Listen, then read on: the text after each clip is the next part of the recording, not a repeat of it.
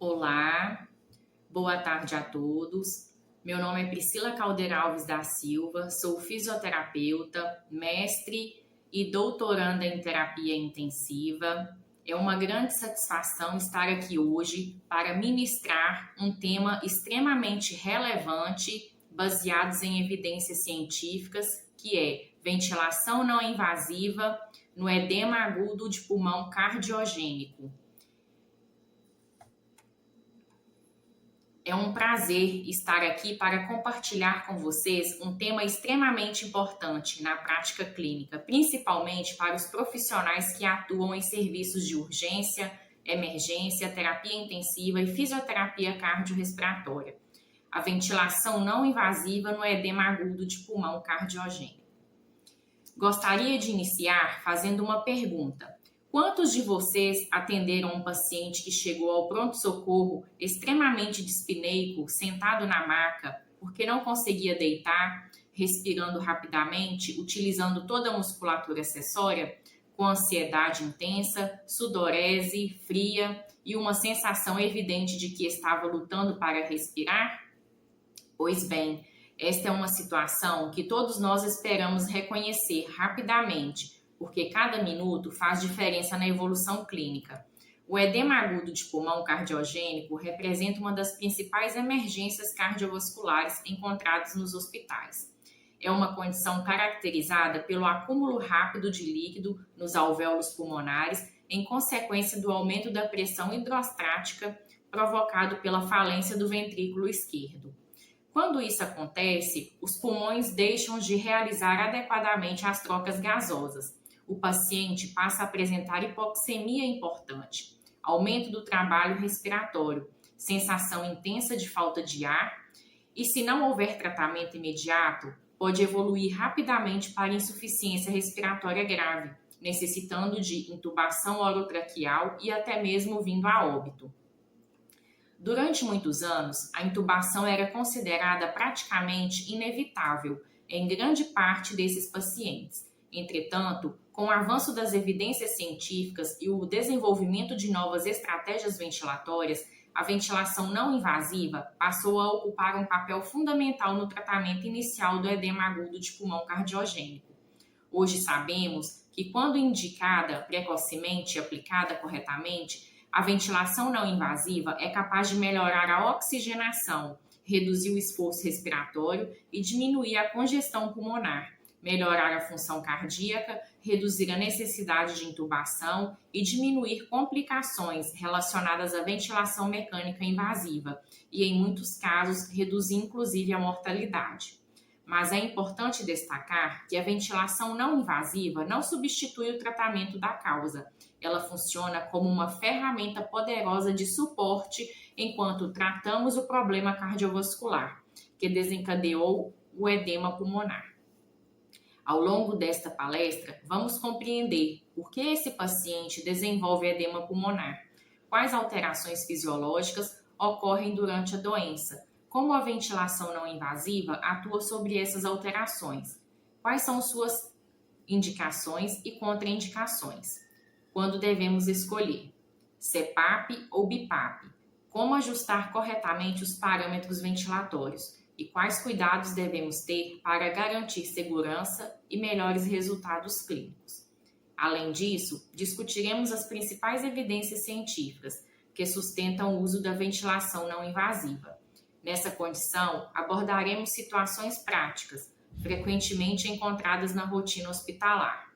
Meu objetivo é que no final desta apresentação, vocês sintam mais seguros para reconhecer o momento ideal de iniciar a ventilação não invasiva, interpretar a resposta clínica do paciente e utilizá-la de forma eficaz, como parte do tratamento do edema agudo de pulmão cardiogênico. Então vamos lá, começar entendendo exatamente o que acontece dentro do pulmão e do coração, quando esse quadro se instala e por que o paciente entra em insuficiência respiratória tão rapidamente. Agora que entendemos a importância clínica do edema agudo de pulmão cardiogênico e o papel da ventilação não invasiva, precisamos responder uma pergunta fundamental.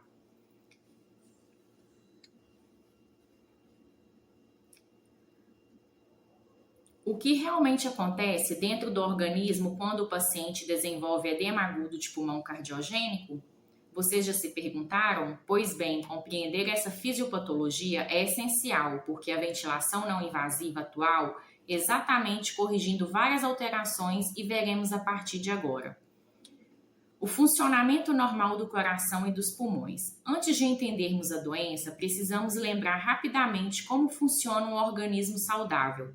Em condições normais, o ventrículo esquerdo recebe sangue oxigenado, vindo dos pulmões e o bombeia para todo o organismo. Para que isso aconteça de forma eficiente, o ventrículo esquerdo precisa relaxar adequadamente durante a diástole para receber o sangue e contrair vigorosamente durante a sístole para ejetá-lo para a circulação sistêmica. Ao mesmo tempo, os pulmões funcionam como uma grande superfície de troca gasosa. O sangue chega aos capilares pulmonares pobre em oxigênio, rico em dióxido de carbono. Os alvéolos permanecem preenchidos apenas por ar. Entre o ar alveolares e o sangue, existe uma membrana extremamente fina, chamada membrana alvéolo capilar. Ela possui espessura inferior a 1 micrômetro. Essa pequena distância permite que o oxigênio passe facilmente para o sangue e que o dióxido de carbono seja eliminado.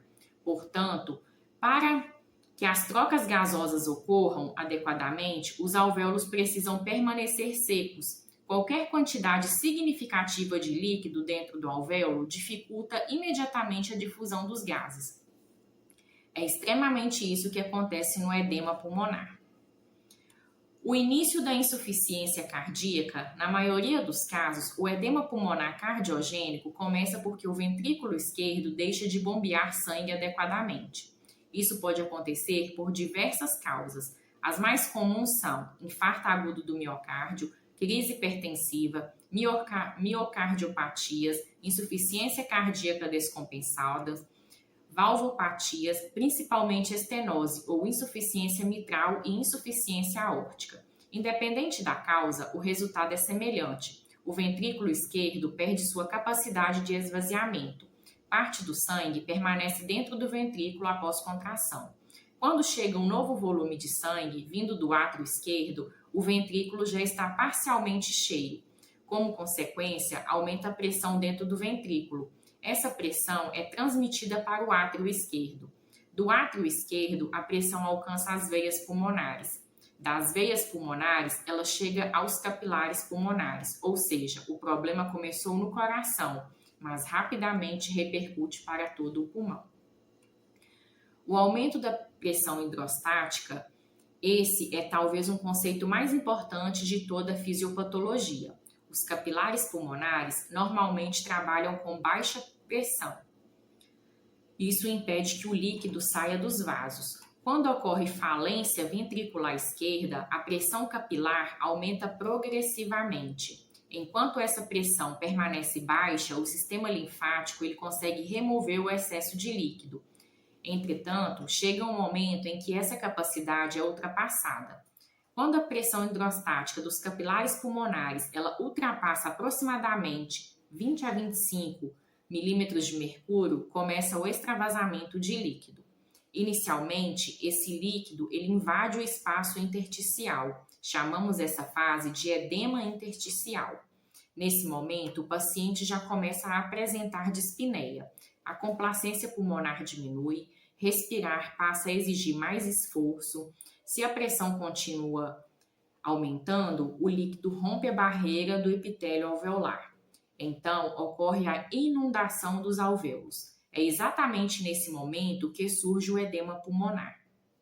Agora, os alvéolos deixam de conter apenas ar.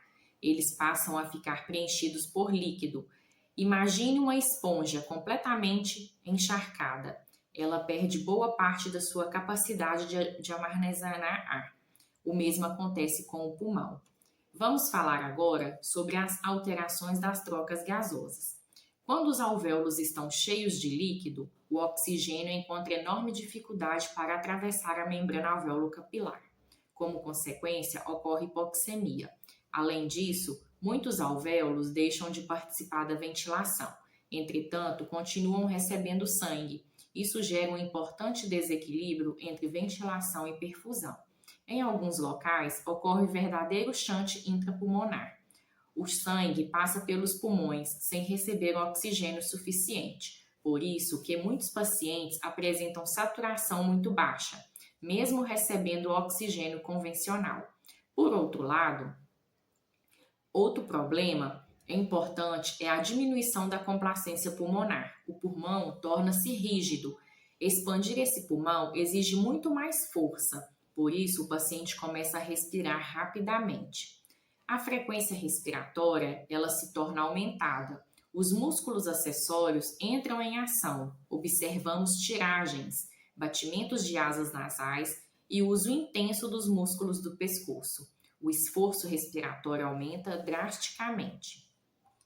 As respostas compensatórias do organismo diante da redução do débito cardíaco e da hipoxemia, o organismo tenta compensar. O sistema nervoso simpático é intensamente ativado. Há grande liberação de adrenalina e noradrenalina. O paciente apresenta taquicardia, sudorese fria, ansiedade intensa, palidez e vasoconstricção periférica. Inicialmente, essas respostas tentam manter a pressão arterial, porém, também aumentam o consumo de oxigênio do miocárdio. Além disso, ocorre ativação dos sistemas renina, angiotensina, aldosterona. Esse sistema promove retenção de sódio e água. Infelizmente, isso aumenta ainda mais o volume circulante. Mais volume significa maior pressão dentro do ventrículo esquerdo. Mais pressão significa maior congestão pulmonar. Forma-se um verdadeiro ciclo vicioso. Quanto pior o coração funciona, maior é o edema pulmonar. Quanto maior o edema pulmonar, menor é a oxigenação. Quanto menor a oxigenação, maior o sofrimento cardíaco. Em relação com a ventilação não invasiva, agora que entendemos por que a ventilação não invasiva reduz resultados tão rápidos, quando aplicamos pressão positiva contínua nas vias aéreas, aumentamos a pressão dentro dos vasos. Essa pressão ajuda a manter os alvéolos abertos. Os alvéolos previamente colapsados podem voltar a participar das trocas gasosas. A oxigenação, ela melhora rapidamente. Além disso, a pressão positiva empurra parte do líquido do interior dos alvéolos novamente para o intertício. Outro benefício importante é a redução do retorno venoso. Chega menos sangue ao coração, consequentemente, diminui a pressão nas câmaras esquerdas. Isso reduz a pressão hidrostática dos capilares pulmonares e a ventilação não invasiva também reduz o trabalho respiratório. O paciente deixa de gastar tanta energia para respirar. A frequência respiratória diminui, a sensação de falta de ar melhora. Nos casos de BiPAP, o suporte inspiratório ainda auxilia diretamente a ventilação alveolar, reduzindo o esforço das musculaturas respiratórias e favorecendo a eliminação de dióxido de carbono quando necessário. Percebam então que a ventilação não invasiva não atua apenas aumentando a oxigenação. Ela modifica positivamente toda a fisiopatologia do edema pulmonar cardiogênico. É justamente por isso que ela se tornou uma das intervenções mais importantes nas primeiras horas de tratamento. O edema agudo de pulmão cardiogênico não é uma doença do pulmão. Ele é, na verdade, uma consequência da falência cardíaca. O problema começa no ventrículo esquerdo e provoca aumento da pressão no átrio esquerdo, nas veias pulmonares e nos capilares pulmonares. Quando a pressão hidrostática ultrapassa a capacidade de drenagem do sistema linfático, o líquido extravasa para o interstício e posteriormente invade os alvéolos. Os alvéolos inundados deixam de realizar adequadamente as trocas gasosas, levando a hipoxemia, aumento do trabalho respiratório e insuficiência respiratória aguda.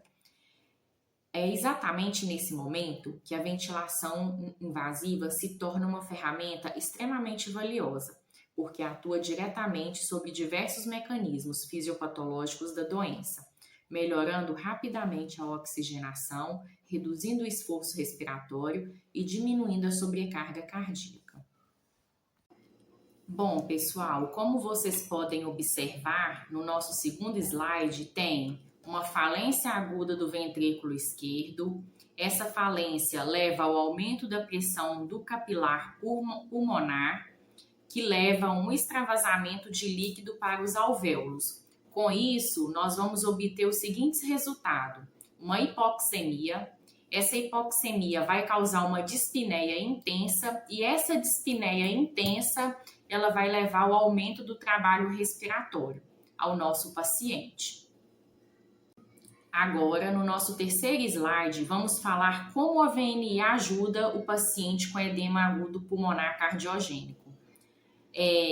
Como a ventilação não invasiva consegue melhorar um paciente que está com insuficiência respiratória tão grave? A resposta está no fato de que a ventilação não invasiva não atua apenas aumentando a oferta de oxigênio. Ela modifica vários mecanismos fisiológicos ao mesmo tempo, tanto no pulmão quanto no coração. É justamente essa combinação de efeitos que explica por que muitos pacientes apresentam melhora clínica poucos minutos após o início da terapia. Vamos entender cada um desses mecanismos. A ventilação não invasiva, ela aumenta a pressão dentro dos alvéolos. Primeiramente, precisamos lembrar que o que acontece durante o edema pulmonar, os alvéolos, que normalmente estão preenchidos por ar, passam a ficar parcialmente inundados por líquido. Esse líquido dificulta a entrada de ar e favorece o colabamento de diversas unidades alveolares. Quando iniciamos a ventilação não invasiva, principalmente utilizando o CPAP ou BiPAP, aplicamos uma pressão positiva contínua nas vias aéreas. Essa pressão atua como se fosse um suporte interno para o pulmão. Ela impede que os alvéolos colapsem ao final da expiração. Além disso, muitos alvéolos que estavam fechados voltam a abrir. Esse fenômeno é chamado de recrutamento alveolar. Quanto maior o número de alvéolos funcionando, maior será a área disponível para as trocas gasosas. Consequentemente, a oxigenação melhora rapidamente. Por isso, muitas vezes observamos aumento importante da saturação de oxigênio, poucos minutos após iniciar a ventilação não invasiva. Esse efeito é um dos primeiros benefícios percebidos na prática clínica. A ventilação melhora as trocas gasosas. Depois que os alvéolos permanecem abertos, ocorre melhora da ventilação alveolar. O oxigênio consegue atingir regiões que antes estavam praticamente inacessíveis. Ao mesmo tempo, diminui o número de áreas com desequilíbrio entre ventilação e perfusão. Lembrem-se de que, no edema pulmonar, muitas regiões continuam recebendo sangue, mas não recebem ventilação suficiente. Isso gera hipoxemia importante. Com a pressão positiva, mais alvéolos passam a participar das trocas gasosas. O sangue encontra maior quantidade de oxigênio disponível. A pressão arterial de oxigênio aumenta. A saturação melhora. Os tecidos recebem mais oxigênio. Como consequência, também ocorre redução da sensação intensa de falta de ar. O paciente começa a respirar de maneira mais tranquila. A ansiedade diminui. Ele consegue conversar com maior facilidade. Essa melhora clínica costuma acontecer rapidamente, quando a indicação da ventilação não invasiva é adequada. A ventilação reduz o trabalho respiratório. Outro benefício extremamente importante é a redução do trabalho respiratório. Quando o pulmão está cheio de líquido, sua complacência diminui. Em outras palavras, ela fica muito mais rígido. Imaginem tentar encher um balão completamente molhado. É necessário fazer muito mais força. Ao mesmo tempo, acontece com o pulmão do paciente. Cada inspiração exige enorme esforço. Os músculos respiratórios trabalham continuamente. Diafragma, intercostais, esternocleidomastoides, escalenos. Toda essa musculatura entra em atividade intensa. Se esse esforço continuar por muito tempo, ocorre fadiga muscular respiratória. Quando utilizamos BiPAP, além da pressão expiratória, existe uma pressão inspiratória adicional. Essa pressão, ela auxilia diretamente a inspiração. É como se o ventilador ajudasse o paciente a puxar o ar para dentro dos pulmões. O resultado é uma redução importante do esforço respiratório. A frequência respiratória diminui. O paciente apresenta menor uso de musculatura acessória. A sensação de cansaço melhora rapidamente. Essa economia de energia é extremamente importante porque reduz o risco de falência respiratória. A ventilação também ajuda o coração. Muitas pessoas acreditam que a ventilação não invasiva ela age apenas sobre os pulmões. Na verdade, ela também produz importantes efeitos cardiovasculares. Quando aplicamos pressão positiva no tórax, ocorre diminuição do retorno venoso. Isso significa que chega um pouco menos de sangue ao coração. Em um indivíduo saudável, isso poderia reduzir excessivamente o débito cardíaco. Mas no edema pulmonar cardiogênico, a situação é diferente. O ventrículo esquerdo já está sobrecarregado. Ele não consegue bombear todo o sangue que recebe. Se diminuirmos discretamente essa quantidade de sangue que retorna ao coração, reduzimos a pressão dentro do ventrículo esquerdo. Automaticamente, diminui também a pressão do átrio esquerdo. Depois, reduz a pressão nas veias pulmonares. Em seguida, cai a pressão nos capilares pulmonares. Como consequência, diminui o extravasamento de líquido para o pulmão. Outro efeito muito importante ocorre sobre a pós-carga. A pressão positiva, ela reduz a pressão transmural do ventrículo esquerdo. Isso significa que o coração encontra menor resistência para ejetar o sangue. Na prática, o ventrículo esquerdo trabalha com menor esforço. Seu consumo de oxigênio diminui. Sua eficiência aumenta. Percebam, então, que a ventilação não invasiva oferece um verdadeiro descanso, tanto para os pulmões quanto para o coração. É justamente essa dupla ação que explica sua eficácia no edema agudo de pulmão cardiogênico. O que observamos na prática clínica? Quando a ventilação não invasiva é iniciada precocemente e associada ao tratamento medicamentoso adequado, frequentemente observamos melhora clínica em poucos minutos. Entre os principais sinais de respostas favoráveis estão redução da frequência respiratória, diminuição da dispneia, redução do uso de musculatura acessória, melhora da saturação periférica de oxigênio, melhora da coloração da pele e das mucosas, redução da ansiedade, melhora da frequência cardíaca, maior conforto respiratório. E esses sinais indicam que a estratégia está sendo eficaz e que o paciente está respondendo ao tratamento.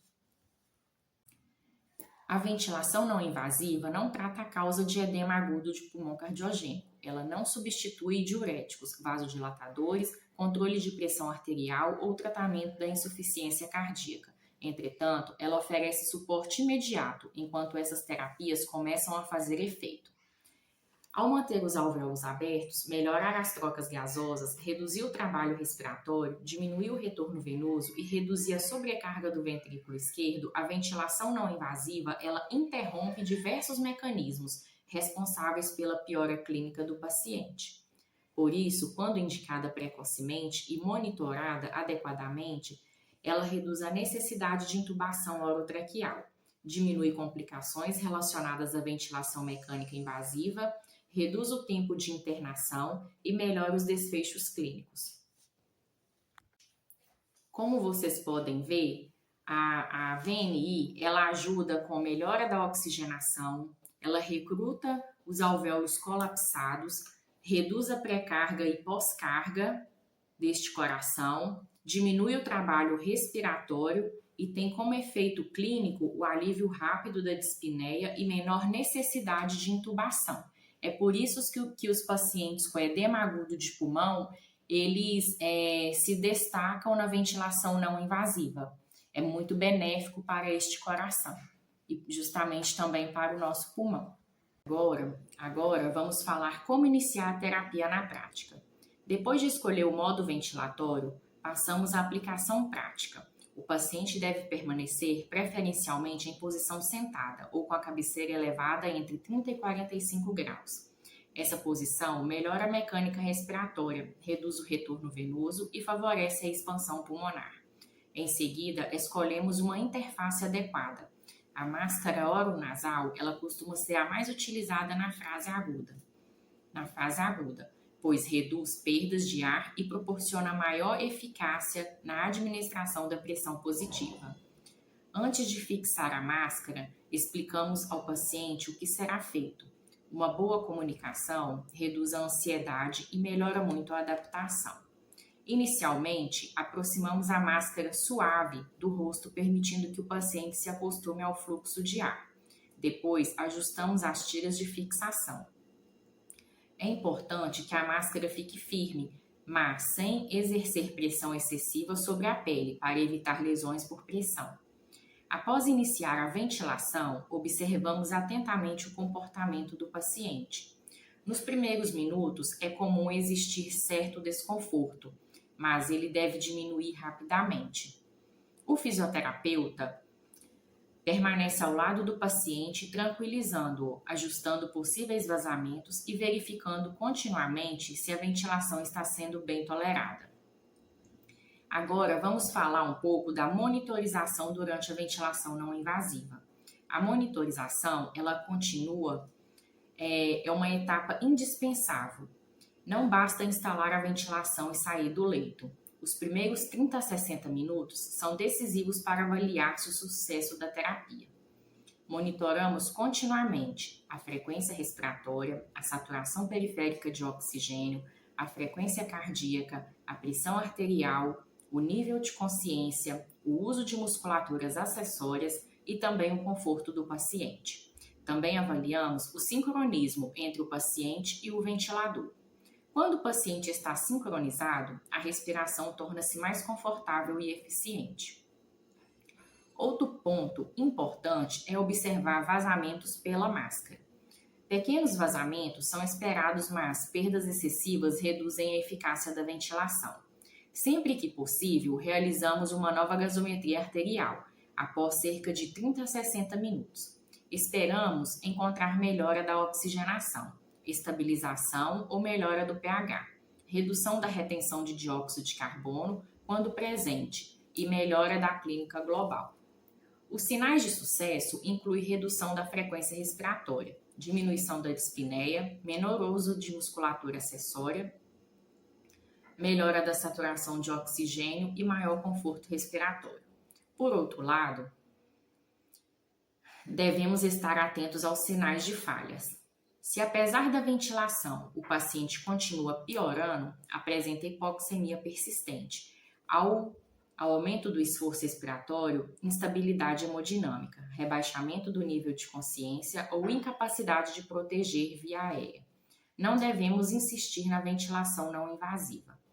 Nestas situações, a equipe deve considerar prontamente a intubação orotraqueal e a ventilação mecânica invasiva. Reconhecer a falha precocemente é uma atitude que aumenta a segurança do paciente. A aplicação da ventilação não invasiva no edema agudo de pulmão cardiogênico vai muito além de colocar uma máscara e ajustar uma pressão. Ela exige avaliação clínica criteriosa, escolha adequada entre CPAP e BiPAP, seleção correta da interface, ajustes individualizados dos parâmetros e monitorização contínua da resposta do paciente. Quando iniciada precocemente, conduzida por uma equipe treinada e associada ao tratamento medicamentoso da insuficiência cardíaca, a ventilação não invasiva proporciona melhora rápida da oxigenação, reduz o trabalho respiratório, diminui a sobrecarga cardíaca e reduz significativamente a necessidade de intubação. O papel do fisioterapeuta é fundamental durante todo esse processo, desde a indicação da terapia até a monitorização e identificação precoce da resposta clínica e reconhecimento imediato dos sinais de falha. Esses cuidados tornam a ventilação não invasiva uma das estratégias mais eficazes no tratamento inicial do edema agudo de pulmão cardiogênico. Bom, pessoal, agora chegamos ao nosso slide número 5, né? Vamos concluir a nossa apresentação, né? Gostaria de reforçar as principais mensagens, né, que foram discutidas. Ao longo da nossa palestra, vimos que o edema agudo pulmonar cardiogênico é uma das emergências cardiovasculares mais graves e frequentes na prática hospitalar. Trata-se de uma condição que, em falência do ventrículo esquerdo, provoca aumento da pressão nos capilares pulmonares, levando ao extravasamento de líquido para o intertício e, posteriormente, para os alvéolos. Como consequência, ocorre o comprometimento das trocas gasosas, hipoxemia, aumento do trabalho respiratório e risco de insuficiência respiratória aguda. Nesse cenário, o tempo é um fator determinante. Quanto mais rapidamente identificarmos o quadro e iniciamos o tratamento adequado, maiores são as chances de estabilização clínica e melhores são os desfechos para o paciente. Foi justamente nesse contexto que entendemos a importância da ventilação não invasiva. A ventilação não invasiva não substitui o tratamento da insuficiência cardíaca. Ela não corrige sozinha a causa do edema pulmonar. O controle da doença de base continua dependendo do tratamento medicamentoso, como diuréticos, vasodilatadores, controle da pressão arterial e das demais medidas específicas indicadas para cada paciente. Entretanto, enquanto essas terapias começam a produzir efeito, a ventilação não invasiva oferece um suporte respiratório extremamente eficiente. Ao aplicar pressão positiva nas vias aéreas, a VNI mantém os alvéolos abertos, favorece o recrutamento alveolar, melhora a oxigenação, reduz o trabalho respiratório, diminui a sensação de dispneia e melhora o conforto do paciente. Além dos benefícios respiratórios, vimos que a pressão positiva também produz efeitos cardiovasculares importantes. Ela reduz o retorno venoso, diminui a pressão nos capilares pulmonares, reduz a sobrecarga do ventrículo esquerdo e facilita o trabalho cardíaco. Dessa forma, pulmão e coração passam a trabalhar em condições mais favoráveis. Outro aspecto fundamental discutido foi a escolha entre CPAP e BiPAP. O CPAP permanece como a mobilidade mais utilizada no edema agudo de pulmão cardiogênico, por sua eficácia em melhorar a oxigenação e reduzir a congestão pulmonar. Já o BiPAP representa uma excelente alternativa, quando além de hipoxemia existe aumento importante do trabalho respiratório, hipoventilação ou retenção de dióxido de carbono. Independente da modalidade escolhida, aprendemos que o sucesso da ventilação não invasiva depende de uma avaliação criteriosa do paciente, do início precoce da terapia, da seleção adequada da interface, do ajuste correto dos parâmetros e principalmente da monitorização contínua da resposta clínica. Também destacamos que a ventilação não invasiva ela exige uma vigilância constante. Melhorar rapidamente é um excelente sinal, mas a ausência de respostas ou piora clínica deve ser reconhecida precocemente, para que a intubação orotraqueal não seja retardada. Saber indicar VNE é importante, saber reconhecer sua falha é igualmente essencial para garantir a segurança do paciente. Nesse processo, o fisioterapeuta tem um importante papel central.